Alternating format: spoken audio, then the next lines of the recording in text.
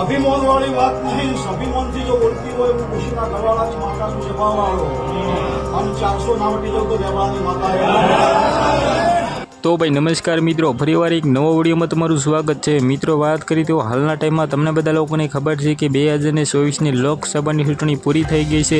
તેમાં જ મિત્રો આપણે 4 તારીખે આવવાનું એ રહેશે કે કોણ ફરી વખત મિત્રો વડાપ્રધાન બની શકે છે ભારતના।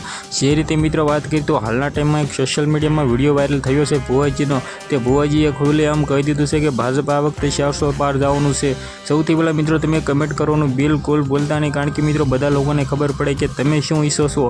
શું મિત્રો એમ કે તો ફરીવાર ભાજપને લાવવામાં આવે મિત્રો ભારતમાં ને ગુજરાતમાં, કમેન્ટ કરવાનું તો ભૂલતા જ નહીં। અને શું ફરીવાર મિત્રો એમ કે તો એકવાર ભાઈ 300 અને 400 પ્લસ થઈ શકે છે સીટું, કમેન્ટ કરવાનું ભૂલતા નહીં, કારણ કે મિત્રો હાલના ટાઈમમાં ભુવાજીની વાત સાચી પડે કે નહીં એ તો આપણે આવનારા ટાઈમમાં જોવાનું રહેશે। પણ તમે શું ઈચ્છો છો, શું ફરીવાર મિત્રો મોદી સાહેબને ભારતના વડાપ્રધાન બનાવવામાં આવે?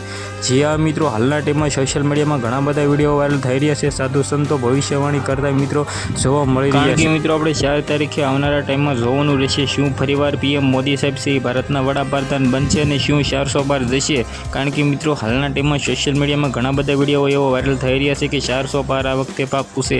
પણ તમે કોને સપોર્ટ કરો છો? શું કોંગ્રેસની સરકાર બની શકે છે ભારતમાં? મિત્રો કમેન્ટ કરવાનું ભૂલતા નહીં, કારણ કે મિત્રો અનવર સોશિયલ મીડિયામાં ઘણા બધા વિડીયો વાયરલ થતા હોય છે, તેના સરળ ભાષામાં આપણા બધા લોકો તમને બધા લોકોને હું સમજાવતો હોઉં છું। તો કમેન્ટ કરવાનું ભૂલતા નહીં અને સબસ્ક્રાઈબ તો જરૂર કરી રાખજો।